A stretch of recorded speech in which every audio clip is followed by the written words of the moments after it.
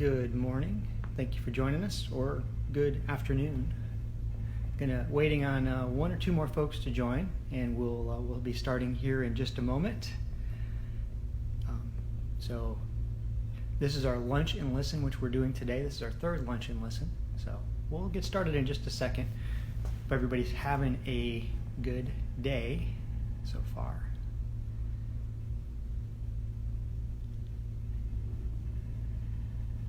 So my name's Brady. I'm here at Pure Intentions Coffee. We're just waiting on Matt White to join us. He's our head roaster here. So look for him to join here in just a moment. Here we go.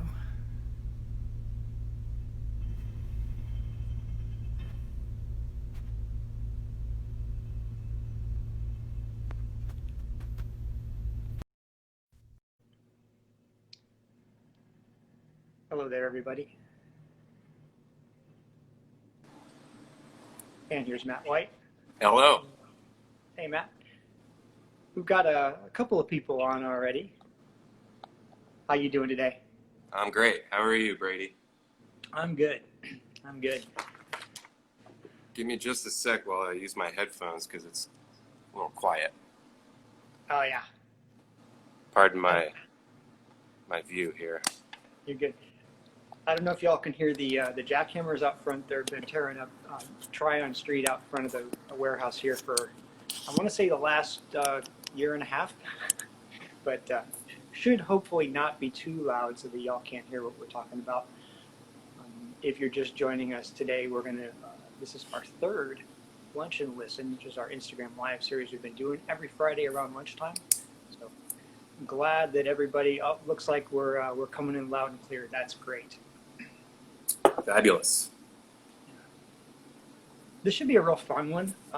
We were talking this morning, and it's one of the things when you tell people that you do coffee, or you work for a coffee roaster, or you work for a coffee shop, you get a lot of kind of random questions and things like, you get all kinds of different questions about coffee, which is great. I love getting questions about coffee and having a chance to talk about it. But some of them can be a little strange, and you get kind of aware of how much misinformation. Trying to think about the strangest question Matt, do you have any strange questions that you get? What's a good question you get from people? Strange questions. Yeah, just maybe not strangest. Well, I know that within the industry, other people in coffee, there's often a competition as to who has found the weirdest thing inside of a bag of green coffee. Oh, yeah. Yeah, which is always kind of fun to hear some of the random stuff that people have come across. One of my favorites was someone I worked with years ago found a fully intact pair of glasses. That's cool. Wow, that's it's an agricultural product, and there's a lot of processing steps, and we buy really good coffee, and I don't think, have we ever found any glasses in ours? No glasses. But yeah, well, cool. Yeah, it's always fun to get the questions. Today in this is our third lunch and listen here at Pure Intentions Coffee. Thank you everybody for joining us. Today we're going to be talking about some myths. There's a lot of kind of misinformation and a lot of things that have just been repeated and repeated. Maybe you have a little kernel of truth, and we wanted to kind of spend a little bit of time today talking about maybe discussing, and figuring out what that truth is. So for those of you just joining us and that don't know me, my name is Brady. I'm the Education and Equipment Manager here at Pure Intentions Coffee. Matt? Hey, I'm Matt. I am the head coffee roaster here at Pure Intentions. I roast a lot of coffee, and I taste a lot more coffee. Super awesome job. Very glad to be here. Cool. Well, we put out a request earlier in the week for some folks to volunteer their favorite coffee myths, and thank you for the folks that commented on that. We are going to be watching. I'm sitting here watching the comments scroll by. So if you have a question about any of the myths we're going to be discussing, or if you had one that you kind of wanted us to speak to as well, you've always wondered, you've heard people repeat, and you're like, is this true? Feel free to type it in the comments. We will try to get to as many as we can. So the three we're going to talk about today, and I got some notes because there's a lot of information here. We're going to start by talking about coffee storage and the myth that, that you should store coffee in the refrigerator or freezer. Then we're going to talk a little bit about caffeine, and then we're going to finish up by talking a little bit about acidity in coffee, because there's a lot of kind of random related things to do with that. So let's start with storing coffee. When it's in Matt's hands, when it's just come out of the roaster, it's like the freshest and best it can possibly be. What do you want us to do with that coffee when it comes out of the roaster and goes into the bag, Matt? Well, so when it initially goes into the bag, it is room temperature, or at least, cool, and there's no light getting to it. So those are the two immediate things you can do, is, keep it away from light and away from any, excessively hot, if it's next to your stove or a place like that. So cool, dark, those are the ideal conditions to store fresh roasted coffee in. Yeah, I'm usually more focused on the brewing side, so the turning the coffee beans into brewing them into a liquid. So the thing I like to do there is I like to keep it in the whole bean form as long as possible and grind just before brewing if you can, if you've got a grinder. Because once you kind of open up, grind the beans, turn them into a ground coffee form, they go stale a lot more quickly there. So you get more oxygen mixing through, more susceptible to moisture, things like that.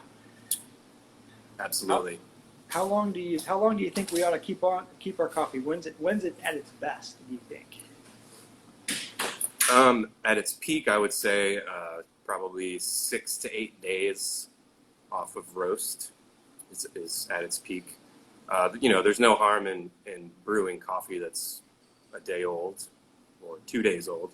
It's actually a fun experiment if you're willing to commit to it. If you have coffee and the roast date, and each day that you consume it, you can kind of just see, how it changes. Yeah. And then I think so that's the best. We probably want to finish drinking it or be done with it within a couple of weeks to a month of the outside of roast. That's kind of what I think we usually think about in terms of. So that's if you're doing just kind of regular room temperature storage. Now the myth is that you can get more life out of your coffee if you store it in the refrigerator or freezer. That's usually what we've heard. And this is a fun one. So the enemies, like Matt said, the enemies are heat and light. Some additional enemies to freshness are moisture and oxygen. So keep it in the bag, and that takes care of the oxygen bit. The moisture bit is relevant. If you're trying to store it in the freezer, in the fridge, you think that's where you keep things to keep them away from heat. The problem is that there's kind of a lot of moisture in there, so you end up getting some problems with the moisture. So there's no reason to store coffee in the refrigerator. As far as the freezer, I've had pretty good luck with freezing coffee in the right circumstances. I think there's coffee in our freezer here right now. Sure is. Yeah.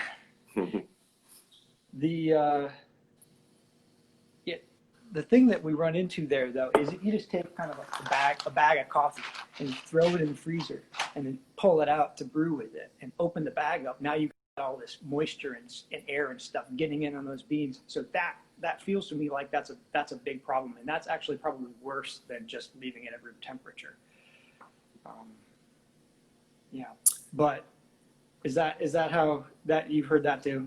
You run across that too? Yeah. Yeah, I think if you freeze coffee, you want to use all of it at once when you take it out of the freezer, because as you take it out and you take it from a super cold box and then you have it sitting in a warm room, and you will get little droplets of condensation on it. Yeah. And then if you put it back in the freezer, it's going to freeze, and then the coffee's now wet So the only time you want to get it wet is when you're brewing it, right?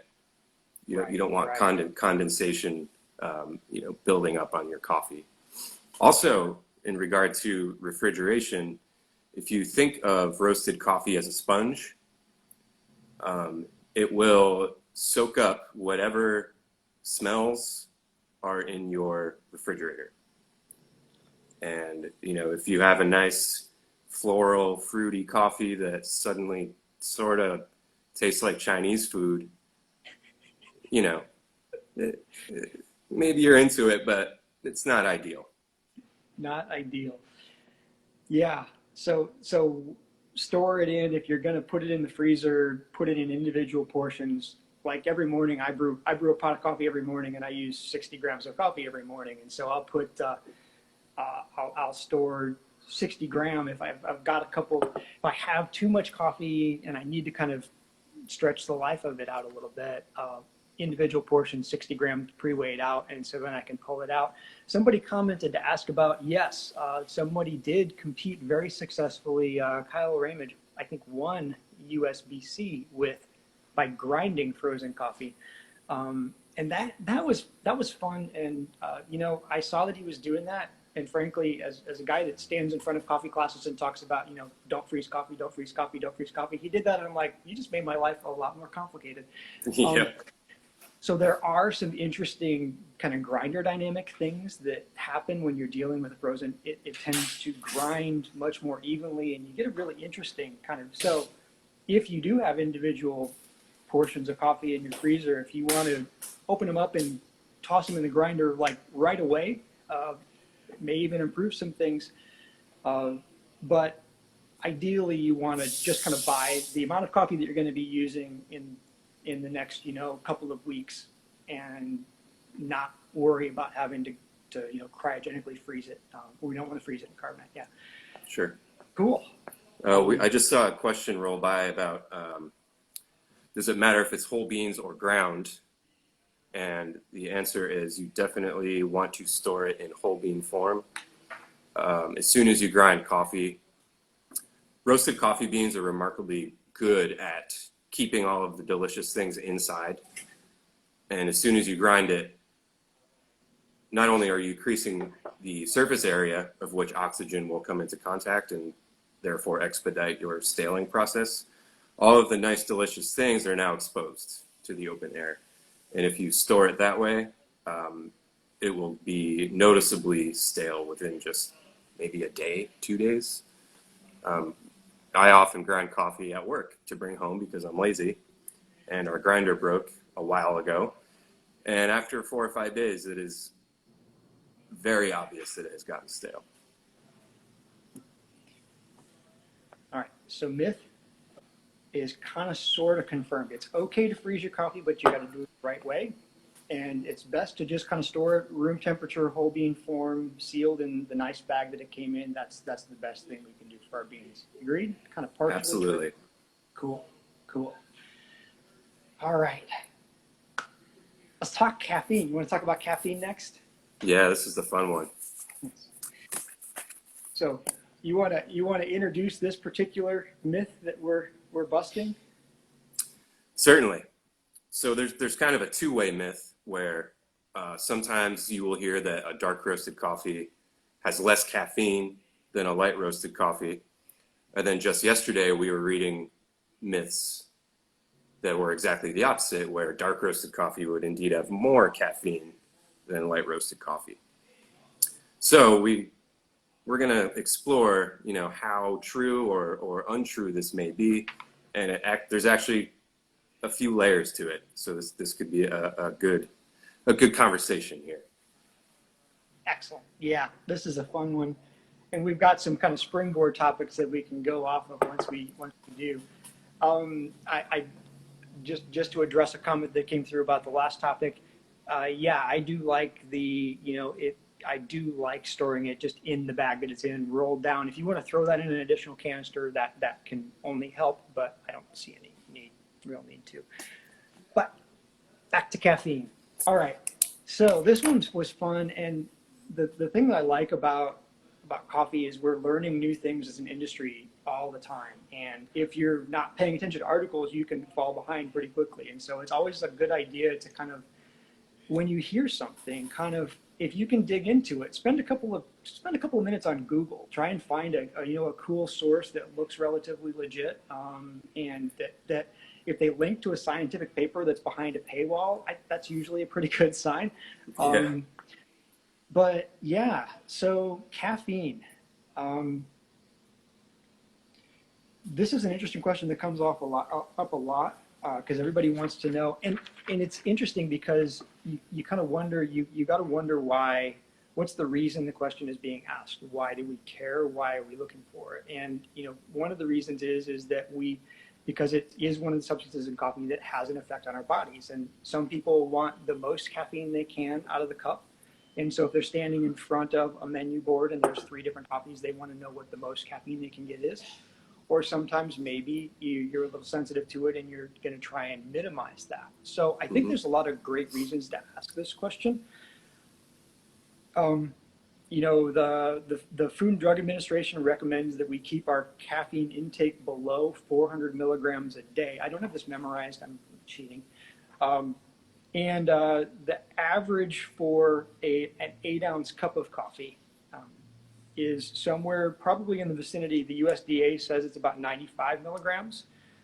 If you go to your neighborhood Green Mermaid and get an 8-ounce cup of short there, that's probably 155 milligrams. So somewhere in that, around 100, 150 milligrams per 8-ounce cup is about what we're looking at. So you can pretty easily have, 2 or 3 cups of coffee in a day and be well within that FDA recommendation.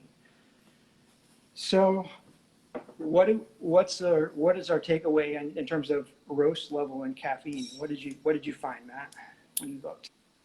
Well, what I remember hearing over the years is that lighter roasted coffee has more caffeine because the darker you roast, the more caffeine will sort of burn off or be roasted away. So a darker roast, you would be left with less physical caffeine inside of the roasted coffee. That's not true. Caffeine is very stable throughout a coffee roast. So regardless of what color your coffee is or how long it's been in the roasting machine, there's not going to be, assuming you're using the same green coffee for your various roasts, there's not going to be a noticeable difference in caffeine levels in those roasts. However, different green coffees will absolutely have variations in levels of caffeine based on where they come from, the growing conditions, what type of coffee it is. Robusta, for instance, we're used to Arabica, most of us. Robusta has a great deal more caffeine, and it's essentially a defense mechanism for the coffee tree.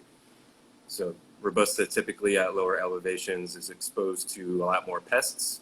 So Robusta amps up its defense mechanism and therefore has more caffeine in it. So we're seeing a lot more variation with the raw coffee as opposed to any implications from the roast itself.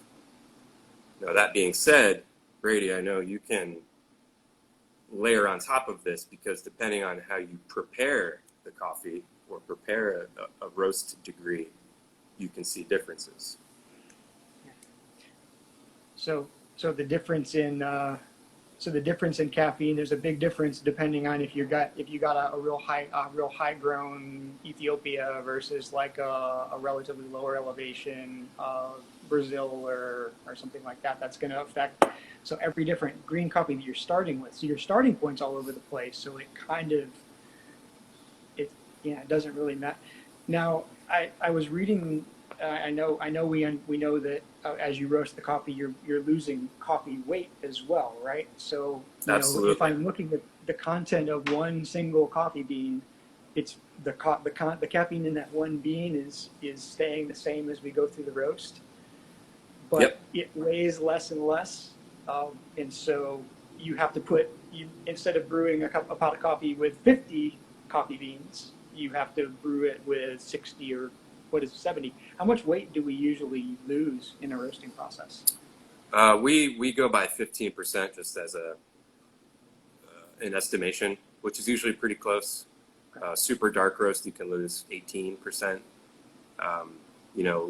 Very light roast, maybe 12%. Okay. So 15 is just kind of in the middle. Okay. So to get to the same weight, if you're scooping your coffee and using a coffee scoop, the beans also get bigger, and so you get fewer beans in your scoop, so you get less caffeine in your scoop. But if you're weighing your coffee, as you should, because that's the best, easiest way to be most consistent with your coffee with a scale, you may have to put 15 or 20% more beans into the scale to hit your target weight. And so we think that's part of the reason that we see more caffeine, a little bit more caffeine in our darker roasts. Yep, you're just physically using more coffee. Hence, you end up with more caffeine. Yeah. So we're gonna call the dark roast coffee has more. If we're talking about, if I walk up to the bar and they're all of the coffees that are on the menu board are the same coffee, then the dark roast coffee may have more caffeine than the medium roast coffee. It might, and that. Yeah. Do we ever do that? Ship out the same coffee roasted 3 different ways, or is our darker roasted coffee usually a different country than our lighter roasted coffee? They're usually different. There's a couple exceptions, but for the most part, whether it's light or dark, we try to roast for the coffee itself and not necessarily focus on describing something as light or dark. So maybe it's true, but it's not terribly relevant because nobody knows where the green coffee started, and they were all different to start with. So there's no guarantee that the darker roasted coffee will have more coffee because it might have started with less. Who knows? Yep. Is there any way to combat over-caffeination? No. I think once you get there, you just have to wait it out. And it's uncomfortable. That's for sure. Yeah. Decaf. Although you can, yes, decaf. So you can once you're there, you're kind of in trouble. You can definitely hold off from getting over caffeinated by making sure you're eating food when you're drinking your coffee. You're putting down a good base there, something that's kind of suck it up like a sponge. Bananas are great because they're starchy. And I didn't verify this before we started today, but I've always heard that the potassium in bananas helps you deal with and process. So when I run barista classes here and we're drinking a bunch of coffee during the day, I'll always make sure there's a bunch of bananas there so people can kind of snack on those. Yep. Life of caffeine in your body. Rob. Yes. Snacks are your friend if you know that you're in for a day of tasting. Yeah. If you're going to be drinking a lot of anything, make sure there's a lot of food in your stomach before you start. Yes. There we go. Good advice. Good advice. Yes. All right. So I feel like we're going to ignore Rob's question about the half-life of caffeine in your body. Rob, look it up for us. Yeah. Excellent. So before we leave caffeine, I wanted to quick talk about one of the other questions that we get a lot, which is about caffeine in cold brew. What's the caffeine level in cold brew? How is that different than hot brew? And it's interesting because, across brewing methods, for the most part, if you're properly extracting a coffee to the point that you've got a nice balanced flavor, whether that's hot drip, cold brew, or espresso, you're going to be extracting approximately the same amount of caffeine from that bean, about 85–90% of the available caffeine that's in there, you're going to be extracting. And so if you keep that in mind and think about different brewing methods, it's really a function of the strength of the beverage. So ounce for ounce, espresso is 10 times stronger. So an ounce of espresso has 10 times the caffeine as a cup of drip. And this cold brew, in most cases, caffeine extracts not quite as efficiently. It may only extract 90% as efficiently as hot brew, but it does extract a lot of caffeine. So if those of y'all that enjoy cold brew, or those of us that enjoy cold brew, we know that you gun a 12-ounce cold brew and you're feeling it. So Yep. That's really mostly because cold brew, we've come to enjoy it at a much stronger concentration. And so if you're looking at a coffee that's 50% stronger in terms of the solubles and everything else that's in there, the concentration, then your coffee, your caffeine level in that coffee is going to be 50% more. And that's what we find with our cold brew. We actually tested that and found that one can of our classic cold brew contains 340 milligrams of caffeine, which is about 50% more than usual, hot drip, 12-ounce portion of hot drip coffee. So it's interesting stuff. It's a good dose. Yeah, it's a very good dose. But we've got some stuff coming in the future. If you like drinking cold brew and don't want to feel over-caffeinated, we've got your back. We're working on something new that we'll have for you ready here later this summer. So stay tuned. Spoiler alert. All right. There was a question here that I missed. Yeah, there are different grind levels of coffee depending on what coffee you want to drink. It's more a function of what brew method you want to use. So it depends on what kind of brewer you will want to be using to brew it. So, a standard 4 to 6 minute brew cycle like you would get with your household coffee brewer or one of these commercial ones that we have back here, or a Chemex or something like that, you would want a medium grind. With something that was faster, like a little 2-cup drip that you may be expected to take more like 3 minutes, you would want a little finer grind. Espresso, 30 seconds, super fine. So that's more of that function there. Awesome. Great. Want to talk about acidity? Let's talk about acidity. This is our last major myth exploration here. Yes. So I think this comes from a lot of times people will seek or sort of have ideas on finding low acid coffees. And a lot of times it is, because there might be some kind of gastrointestinal effects of coffee that people don't enjoy. And a lot of it is associated with the levels of acid in brewed coffee. Yeah, so, we definitely, yeah. Yeah, go ahead. How do we want to start this? I feel like we need to say that in terms of strictly pH levels, measuring the brewed liquid with pH paper, coffee is between 4.8 and 5.2. Yeah. So it is right acidic. Around 5. Right around 5, right? Yeah. So which is definitely acidic, but not overly so. Certainly not in any way that should be detrimental, to your gut health. Do we know what's a similar another food or beverage with a pH around that? I've got a scale here. So neutral, if you're just drinking regular tap water, that's usually right around a pH of 7, which is kind of considered neutral. The coffee is at a 5. Wines tend to range right around a pH of 3. So considerably more acidic than coffee. Sodas are kind of in that 2.5 to 3 pH. Lemon juice, straight lemon juice, is like a pH of 2. Lemon juice. So coffee, while it has a lower pH and can technically be considered acidic, it's funny because when you're talking about we're talking about storage of canned cold brew, it's low enough. It's not low enough. It's not acidic enough to be considered an acidic food for kind of preservation and storage purposes, which is why we are really careful to make sure that we always keep our cold brew cold, and you shouldn't store unpasteurized cold brew at room temperatures or anything like that. Mm-hmm. So it's actually considered a low acid food from that perspective. Which is, and that pH, I think I was seeing that pH was kind of across the board. They're all around 5, right? Yes. Mm-hmm.